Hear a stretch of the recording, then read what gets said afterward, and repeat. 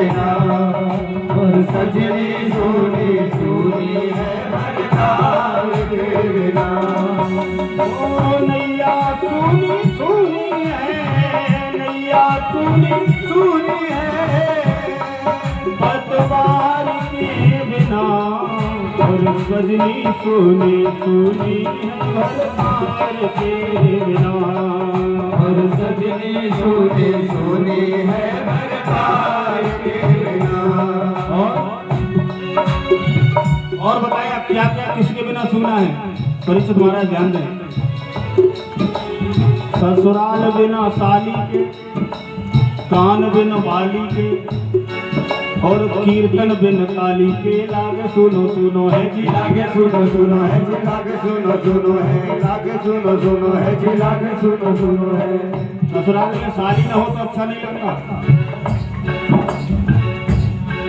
ससुराल बिन साली के, और कान बिन बाली के, प्रोग्राम बिन काली के, सब लागे सुनो सुनो है जी, लागे सुनो सुनो है, लागे सुनो सुनो है, लागे सुनो सुनो है। और अरे छत्री सुने सुने सब तलवार के बिना, और सजनी सोनी सोनी है भरतार के बिना, और सजनी सोनी सोनी है भरतार के बिना, और सजनी सोनी सोनी है भरतार के बिना।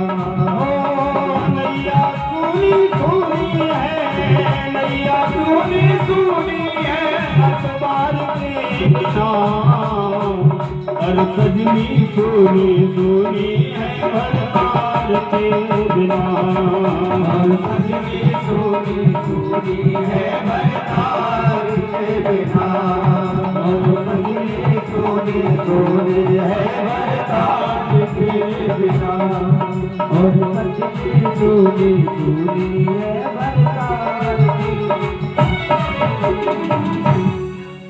नागपत्नी कहती महाराज मत मारो, इनके बिना हम कैसे रहेंगे?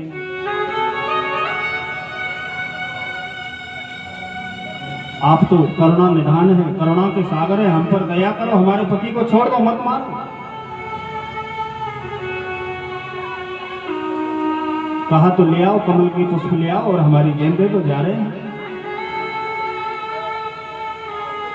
कमल के पुष्प एक टोकरी में लिए, हाथ में गेंद लिए, नाग के फन पर नृत्य करते हुए गोविंद यमुना से बाहर निकल गए। काली नाग से कह दिया अब तुम इस स्थान पर नहीं रहोगे, यस यमुना के जल को तुमने सब विषैला बना दिया है, गाय पीती हैं तो जो भी जीव जंतु इसको जल को पीता है वो समाप्त हो जाता है, तुम यहाँ नहीं रहोगे। बोले मैं कहाँ रहूंगा फिर? बोले तुम रमणक द्वीप पर चले जाओ। बोले मुझे गरुड़ जी खा जाएंगे, गरुड़ के बहसे में यहाँ रहता हूँ। सुखदेव जी कथा सुना रहे, परीक्षित ने प्रश्न किया क्यों ऐसा क्यों? बोले गरुड़ की माता में और सर्पों की मैया में बहस हो गई, सूर्य भगवान के घोड़े कैसे हैं, काले के सफेद। सर्पों की माता कद्रु और गरुड़ की माता थी बिनता, दोनों में बहस हुई। बोले सफेद हुए तो हम तुम्हारी दासी बनेंगी, जीवन भर सेवा करेंगी। गरुड़ जी की माता ने कहा ये तो काले हुए, तुम कह रही हो काले हैं, काले हुए तो हम जीवन भर तुम्हारा दासित्व स्वीकार करेंगे। दोनों में शर्त लग गई और जैसे ही नंबर आया सर्पों ने कहा मैया तुम हार जाओगी, सूर्य भगवान के घोड़े तो सफेद ही हैं, श्वेत हैं। बोले बेटा फिर? बोले चिंता मत करो, सभी सर्प जाकर उनके घोड़ों पर लिपट गए काले काले, तो जो सफेद थे ना वो सब काले दिखने लगे। मैया दासी बनकर रहती। गरुड़ ने पूछा तुम दासी क्यों बन के रहती हो? बोले सूर्य भगवान के घोड़े मैंने कहा था कि सफेद हैं, वो तो काले हैं। गरुड़ कहने लगे वो तो सफेद ही है, जाकर के देखा तो सर्प। गरुड़ ने कहा अच्छा तुम्हारी वजह से मेरी मैया को इतना कष्ट हुआ, अब मैं किसी को छोड़ूंगा नहीं। सबको खत्म कर दिया गरुड़ जी, ये अपने प्राण बचाकर काली कुंड में आ गया।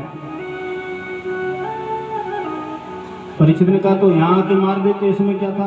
बोले यहाँ नहीं आते थे गरुड़ जी, एक दिन ये यमुना के किनारे बैठे कोई संत तपस्या कर रहे, संत के सामने इन्होंने मछली उठाई और निकल गई।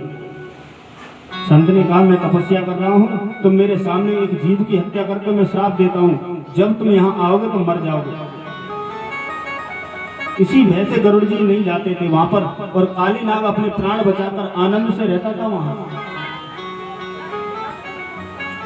बोले मैं जाऊंगा तो गरुड़ जी मुझे नहीं छोड़ेंगे। भगवान ने कह दिया अब तुम्हारे फन पर मेरे पद चिन्ह बन गए हैं, गरुड़ जी तुमसे कुछ नहीं करेंगे। मैया को मालूम हुआ कि लाला काली कुंड में गए हैं, सब रोते हुए गोपी ग्वाल बाबा नंद सब रो रहे हैं। सब बुरा भला कहते हैं दामा को तूने एक छोटी सी गेंद के लिए हमारे लाला को हमसे दूर कर दिया। सब ब्रजवासी गाली दे रहे हैं, इतने सुंदर सखा को तुमने हमारी आंखों से दूर कर दिया। बात कर ही रहे थे, इतनी देर में भगवान काली नाग के फन पर नृत्य करते हुए बाहर आ गए। सबने दर्शन किया, मैया ने हृदय से लगाया लाला को,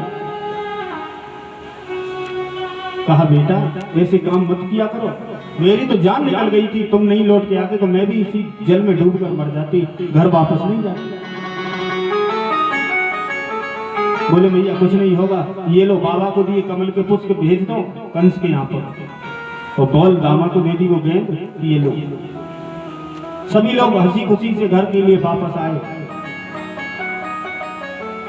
एक दिन देखा धीरे धीरे समय व्यतीत हुआ, सभी ब्रजवासी स्नान ध्यान करके अपनी गायों को स्नान कराते, बछड़ों को स्नान कराते,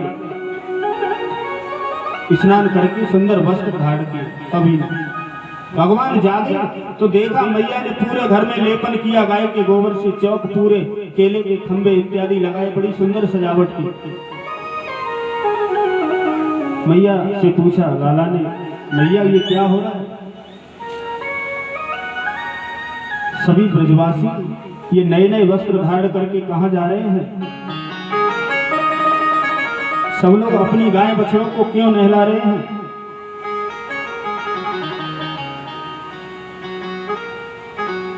बोले तुम्हें नहीं पता? हमें नहीं पता। बोले तुम ऐसी बात करते हो, हमें समय नहीं है, हम घर के कार्य कर रहे हैं, बाबा से जाकर पूछ लो। तो मैया ने नहीं कुछ बताया। बाबा से पूछा बाबा क्या हो रहा है, ये सभी ब्रजवासी कहाँ जा रहे हैं तैयार होके? बोले तुम्हें नहीं पता, आज सब लोग हम ब्रजवासी मिलकर इंद्र का पूजन करते हैं। क्यों करते हैं इंद्र का पूजन? बोले इंद्र का पूजन जब हम करते हैं तो इंद्र जल बरसाता है, जिससे हमारी फसलें अच्छी होती हैं, हरी भरी घास उगती है जो हमारी गाय बछड़े सब खाते हैं।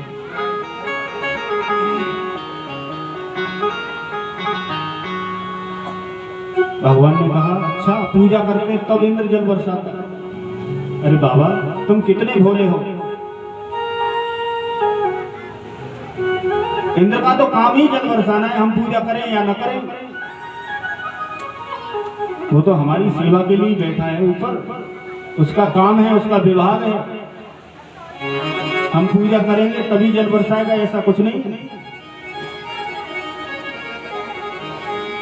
और उस इंद्र की पूजा करते हो, इतना भीरू है जो अपने प्राण बचाने के लिए तुरंत भाग करके जाता है, भगवान से मदद मांगता है, अपना सिंहासन बचाने के लिए दूसरों की तपस्याओं को भंग कराता है, अप्सराओं का सहारा लेता फिरता है।